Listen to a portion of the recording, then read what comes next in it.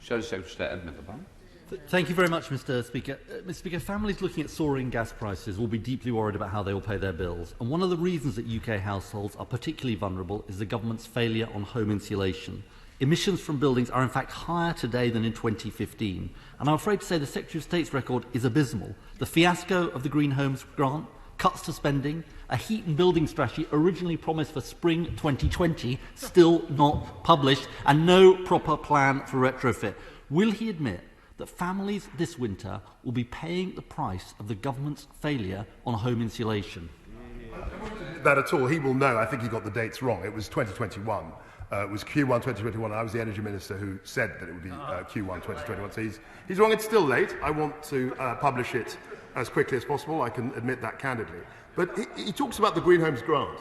I'd like to remind him that of the £3 billion that was sequestered ring-fence for the Green Homes Grant, 1.5 billion was dispersed through Salix, which was public buildings. That worked very well. £500 million was dispersed by local authorities, and that was successful. The owner-occupier bit of it was a 6-month programme. It was a short-term fiscal stimulus, which we have closed, and we're going to have a replacement imminently. Yeah. Complete fiasco, and what did he do? He's actually cut the money that was supposed to be allocated to homeowners. Now, at least 500,000 families, Mr. Speaker, are going to be thrown into fuel poverty by the rise in energy prices.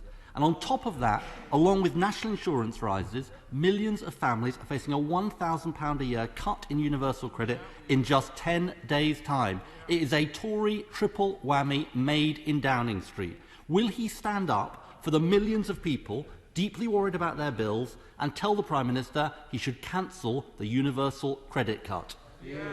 So, of course, I've got a sense of déjà vu. We addressed this issue directly yesterday, and I've said, and he knows with his experience in well, I was going to say government, but I mean in opposition, he knows that this issue is a matter for the Chancellor in discussion with my right honourable friend, the Secretary of State for Work and Pensions, with regard to universal credit.